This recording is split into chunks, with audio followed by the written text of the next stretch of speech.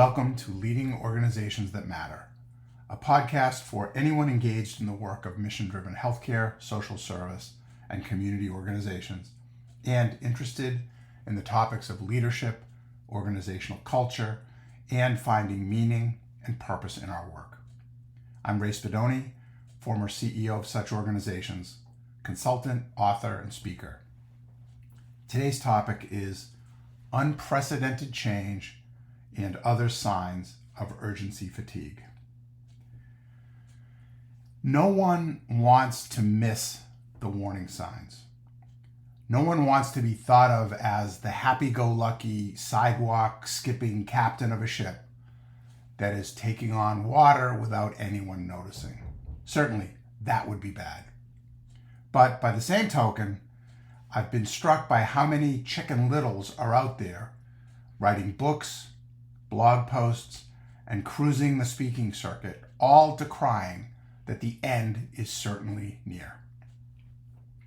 I thought about this recently when I was at a conference and a speaker stood in front of a large crowd of healthcare leaders and used these words, and I quote, "We are now in a time of unprecedented change."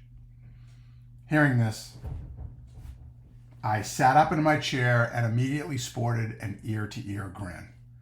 It wasn't the content or even sentiment of those words themselves that prompted that, but rather the very expression itself. I remember well sitting at the very first conference I'd ever been invited to as a young consultant at Ernst & Whinney before it became Ernst & Young too many moons ago, and hearing a speaker say those exact words. Those exact same words.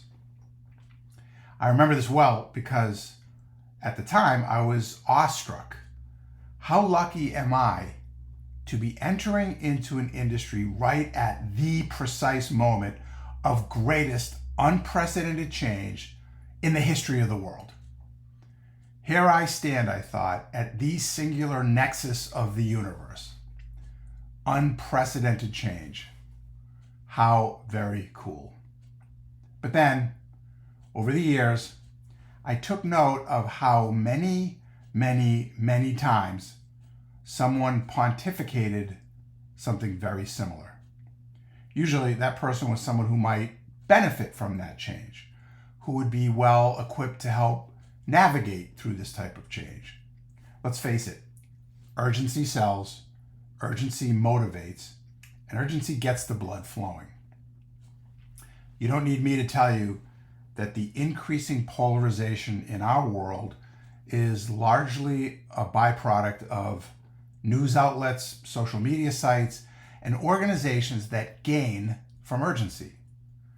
If I can get your heart rate up a click or two, and maybe, if I'm lucky, push you closer towards outrage, well, then you're likely to stay here a little longer and listen to me. Outrage sells. I find it helpful when I'm working with an organization going through significant and even nerve-wracking change or trauma to simply acknowledge the tension between the all is well versus Chicken Little emotions, and that it's human nature for some to be inclined towards more of a passive wait-and-see approach, while others might want to jump the gun and act now. Just putting this out there and naming it can be a very helpful starting point in bringing people together to make really difficult decisions. Additionally, in a more trusting culture, asking people to describe their own personal tendencies in this regard can be a rewarding team-building exercise and one that can help pave the way towards honest and less emotion-driven decision-making. Well, thanks for listening. Oh, and one more thing. This actually is a time of unprecedented change. I hope you'll consider subscribing and providing a review on Apple Podcasts or your platform of choice.